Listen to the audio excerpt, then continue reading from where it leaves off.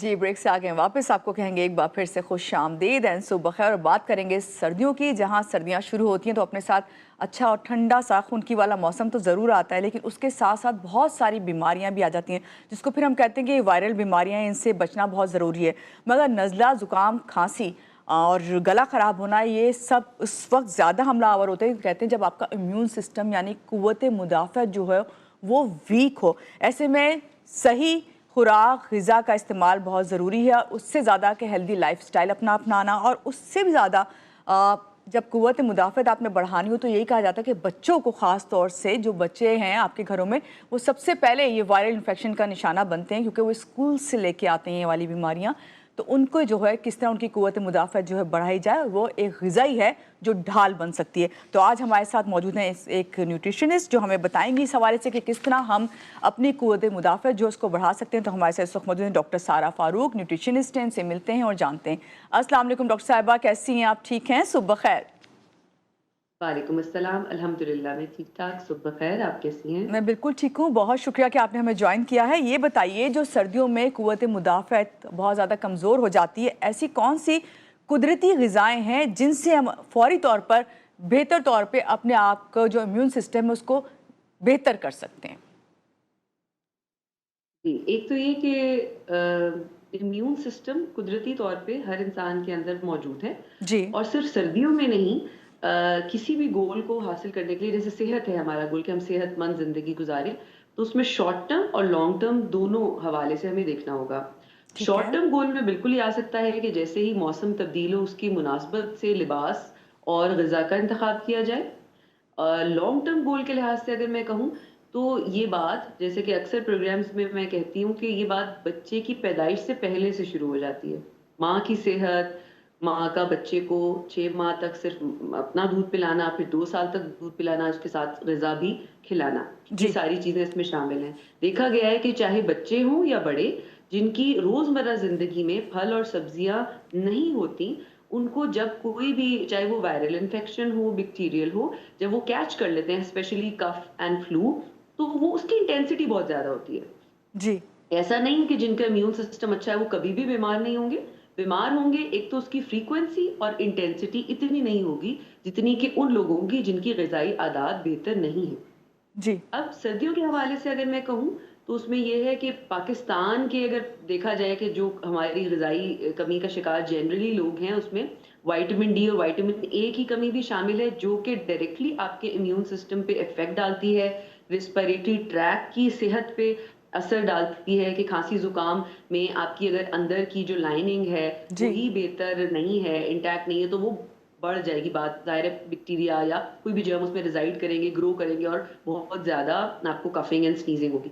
उसके लिए ये है कि मछली का इस्तेमाल, आप ख़ास तौर पे कराची से रन कर रहे हैं प्रोग्राम, और जी। ख़ैर पूरे मुल्क में जा रहा है ये। तो जो फैटी फ़िश होती है, सामन वग़ैरह, ये बड़ी कॉमनली अब अवेलेबल है। फैटी फ़िश का इस्तेमाल करें, कम से कम भी हफ़्ते में 2 दफ़ा, चाहे जी। स्टीम कर लें, ग्रिल जी। कर लें, फ्राई कर लें, जो आपकी उस पे है। फिर कॉड लिवर ऑयल जो है, वो विटामिन ए और डी का बहुत अच्छा सोर्स है। फिश ऑयल जो है ना, अलग से फिश ऑयल का जो सप्लीमेंट आता है, उसमें ना ओमेगा 3 ज़्यादा होता है। जी। विटामिन डी, ए इतना नहीं होता। ओमेगा 3 है जो कि आपके दिमाग की सेहत के लिए अच्छा होता है। लेकिन कॉड लिवर ऑयल या फैटी फिश है, सालमन है, मैकरेल है, टूना है, इस तरह की फिश इसमें अच्छा है। फिर आपके नट्स जो हैं, जी। वैसे भी हम इस्तेमाल शुरू, ठीक है। काफ़ी है, इससे ज़्यादा भी नहीं और ये भी नहीं कि ना खाएँ। एग्जैक्टली अच्छा। जी। डॉक्टर साहब ये बताइए कि नज़ला ज़ुकाम खासतौर से जब होता है, अभी आपने विटामिन सी का जिक्र किया, नेचुरली हमने देखते हैं कि सिट्रस फ्रूट आ जाते हैं बहुत ज़्यादा, लेकिन जब हमें नज़ला ज़ुकाम हो रहा होता है, खांसी, तो हम घर में कितना ही सिट्रस फ्रूट रखा हम उससे अवॉइड कर रहे होते हैं। तो ऐसे में कितना ज़रूरी है कि विटामिन सी, इस तरह के जो इन्फेक्शन आपको हो जाएँ तो उससे बचने के लिए किस तरह इस्तेमाल करें फिर उससे?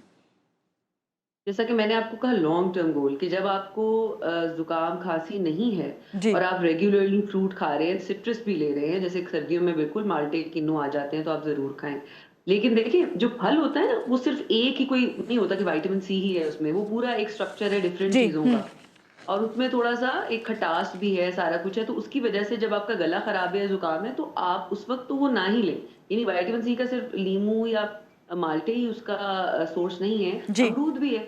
जी। हरी मिर्च भी है, तो आप जब ज़ुकाम खाँसी है तो उसमें हरी मिर्च, अमरूद, इस धनिये, ग्रीन लीफी से ले सकते हैं, विटामिन सी बिल्कुल आपके लिए फ़ायदेमंद है। लेकिन खट्टी चीज़ों से इज्तनाब भी बरतना होगा, वरना मैकेनिकली वो डैमेज करेगा आपको और ज़ुकाम खाँसी। अक्सर मैंने ये भी देखा है कि लोग कहते हैं विटामिन सी अच्छा है, तो वो नींबू पानी पीने लग जाते हैं ज़ुकाम में, उससे और बिगड़ जाता है। वो भी जी। मुनासिब बात नहीं है। लेकिन जब नहीं है तो रेगुलर बेसिस पे बिल्कुल फल-सब्जियाँ जो लोग खाते हैं, वो बीमारियों से आमतौर पे उसकी इंटेंसिटी उन्हें कम होती है। चलिए, ये तो बहुत अच्छी बात आपने बताई। ये बताइए, बच्चों की खास तौर से इम्यून सिस्टम सर्दियों में मुतासिर होती है और बार-बार बीमार पड़ते हैं, और अभी आपने खुद भी ज़िक्र किया, स्कूल जाने वाले जो बच्चे हैं, खास तौर से माएँ बहुत परेशान होती है कि उनका जो लंच बॉक्स है, उसमें फिर कौन-सी ऐसी ग़िज़ाएँ जो रखें खास तौर से सर्दियों में? तो कुछ आप गाइड कर सकेंगी प्लीज़? जी बिल्कुल। देखिए बच्चों के लंच बॉक्सेस में अचानक तो नहीं रखा जा सकेगा, उनको खाने की आदत होगी तो वो सब कुछ ही खाएँगे। एग्ज़ैक्टली। तो अगर आप थोड़े से नट्स भी दे दें, उनको बेशक आप जो वो खाते हैं, अगर रोटी खाते हैं, पराठा खाते हैं, तो उनको रोल बना के दे दें, ईज़िली वो हो जाएगा कि थोड़ा-सा कीमा लगा दिया। कभी हम चाहेंगे कि किसी भी चीज़ का, सिर्फ़ चिकन ना दें, जी, मटन भी दें, कलेजी भी दें, फिश भी दें। न इस किस्म के सैंडविचेज़, जी। बर्गर्स, और अगर वो खुद घर में बना लें और उसमें सलाद के पत्ते, सपोज़ अगर बच्चा सैंडविच शौक से खाता है या बर्गर ही शौक से खाता है, तो उसमें बहुत ज़्यादा सलाद के पत्ते भी लगा सकते हैं, आइसबर्ग लगा सकते हैं। आप जो उसकी फिलिंग बनाएँ उसमें थोड़ा-थोड़ा सब्ज़ी भी काट के शामिल करें और फ्रेश बना के दें। इस चीज़ को ज़रा मद्देनज़र रखें कि ये ना हो कि वो लंच बॉक्स में वो इतनी देर में वो खुलता हो कि वो पसीज जाए और ख़राब हो जाए। इसका ज़रा ख़्याल रख लें। ठीक। डॉक्टर साहब, एक चीज़ और, विटामिन डी का भी आपने ज़िक्र किया, किस तरह हम जो है फ़िश जो है उसको हफ्ते में 2 दिन हम लें, उसका सोर्स है। विटामिन सी और डी दोनों का अगर हम कॉम्बिनेशन करना चाहें तो क्या ऐसा है जो बच्चों के लिए ख़ास तौर से, क्योंकि बड़े तो चलें, ये आपने कहा कि कॉड लिवर ऑयल भी मिलता है, फ़िश ऑयल भी आपको सप्लीमेंट के उसमें भी मिल जाता है अगर आप इसको इस्तेमाल करें, लेकिन बच्चों के लिए क्या करें? देखिए वैसे तो अगर सप्लीमेंट देना है तो विटामिन डी का जो कॉड लिवर ऑयल है ना, वो विटामिन सी इनरिच्ड भी मिलता है। तो आप चाहें तो इकट्ठा भी दे सकते हैं। लेकिन मैं पहले भी जैसे बता चुकी हूँ कि विटामिन सी ना हमारे एन पाकिस्तानी ग़िज़ाओं में बहुत ज़्यादा अवेलेबल ईज़िली हो सकता है, क्योंकि फल-सब्जियाँ वाफ़िर मकदार में यहाँ मौजूद हैं। जी। तो विटामिन सी की सप्लीमेंट की ज़रूरत होती नहीं है वैसे। अगर आप ग्रीन लीफ़ी वेजिटेबल खा रहे हैं, फल भी खा रहे हैं, सब्ज़ी खा रहे हैं, तो आपको विटामिन सी मिल जाता है। विटामिन डी के सोर्सेज़ बहुत कम हैं, क्योंकि हमारे यहाँ इतनी भी फूड फोर्टिफिकेशन नहीं होती, जी। तो अंडे, दूध में और मुल्कों में ना फोर्टिफाई किया जाता है विटामिन डी से। तो यहाँ ऐसा नहीं है, विटामिन डी हमें या तो मछली लेनी पड़ेगी या कॉड लिवर ऑयल लेना पड़ेगा या सप्लीमेंट लेना पड़ेगा, और उसके साथ-साथ धूप में भी जाना पड़ेगा, बच्चे बाहर खेलें या जिस तरह भी करें, क्योंकि हम सनस्क्रीन्स भी लगाते हैं, कपड़े भी हमारे होते हैं, उसकी वजह से हुँ। हमें हमारा विटामिन डी एक्टिवेट नहीं हो पाता। तो अच्छा। हमें ये भी ख़्याल रखना होगा। जी। अच्छा, अभी आपने कहा कि विटामिन डी जो है हम ले सकते हैं और विटामिन सी भी एक आप जो इसका कॉम्बिनेशन एक हुँ। साथ भी आता है। अक्सर लोग कहते हैं कि इसको इतनी मिकदार में लें, जैसे खुद ही जिस तरह आप कर लेते हैं ज़्यूम कि अगर आपने वो उसके जो कैप्सूल मिलते हैं वो मंथली उसमें ले लें, तो क्या उसकी कोई डोज़ है जो फिक्स होती है या उसे डॉक्टर से पूछ के लेना चाहिए? सप्लीमेंट कभी भी खुद से नहीं लेना चाहिए। आइडियल चीज़ तो ये है कि विटामिन डी का आसानी से आजकल ब्लड टेस्ट हो जाता है, वो करवा लें हुँ। और उसके मुताबिक सप्लीमेंट देखें। जो बिल्कुल इनसफिशिएंसी का शिकार होते हैं विटामिन डी में, उनको वीकली लेवल पे भी दिया जाता है, फोर्टनाइटली भी, मंथली भी, और उसकी भी डोज़ेज होती है, क्योंकि 400 टू 600 के दरमियान इंटरनेशनल यूनिट, और हर एज का वैसे डिफरेंट भी होता है, ये लेना होता है। तो जी। इट्स बेटर कि आप ब्लड लेवल्स करा के डॉक्टर से अपनी डोज़ एक दफ़ा सेट करवा लें। बहुत शुक्रिया आपका। नज़ला, ज़ुकाम, खांसी से बचाव के लिए कौन सी ग़िज़ाएँ हमारे लिए अहम है, हमें बता रही थी डॉक्टर सारा फ़ारूक। इनका बहुत शुक्रिया। और यहाँ लेंगे हम एक छोटी सी ब्रेक, और ब्रेक के बाद जब वापस आएंगे तो आपसे होंगी और भी बहुत सारी बातें, तो रहिएगा हमारे साथ।